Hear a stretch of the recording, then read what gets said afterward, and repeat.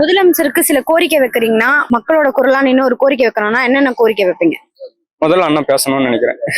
அண்ணன் பேசினாரா எல்லாம் ஒரு விமர்சனத்தை முற்றுப்புள்ளி வைப்பார்னு நினைக்கிறேன். அடிப்படை வசதி, கல்வி, மருத்துவம், குடிநீர் இப்போதைக்கு மிக சிறப்பாக நான் பாத்தீங்கன்னா இப்போதைக்கு குடும்பத்தை விட்டுட்டு இங்க சென்னையில வேலை செய்யறேன். அம்மா உணவகத்துல தான் சாப்பிட்டு இருக்கேன்.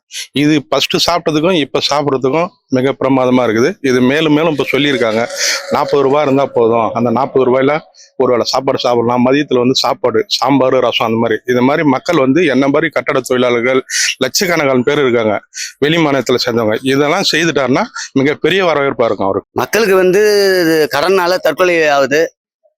முதல்ல நல்ல ஒரு விவசாயத்துக்கு முன்னுரிமை கொடுக்கணும்.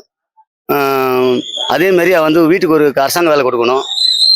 ஏற்கனவே கடன் வாங்கினவங்களாம் தள்ளுபடி பண்ணணும். அந்த வாடகை வீட்டில் இருக்கிறாங்க இல்லையா, அவங்களுக்குலாம் ஒரு உதவி கொடுக்கணும். வீடு கட்டும் வேலை இல்லாமல் தான் அங்கே சென்னை நோக்கி வராங்க. அங்கே வீடு வாடகை கட்ட முடியாமல் தவிச்சுங்கிறாங்க. விலைவாசி குறைக்கணும். மெயினாக விலைவாசி குறைச்சாலே போதும். மதுக்கடையை மூடணும், விலைவாசி குறைக்கணும்னு முக்கியமான என்னுடைய கோரிக்கை. அண்ணா, உங்களுக்கு நாங்கள் தொண்டர்கள்லாம் உறுதுணையாக இருக்கோம், எப்பவுமே உறுதுணையாக இருக்கோம். நம்ம இந்த ஆட்சியில் நீங்கள் இருக்கிற வரைக்கும் உங்கள் கூடவே இருந்து உங்களுக்கு செயலாற்ற நாங்கள் ரெடியாக இருக்கோம்.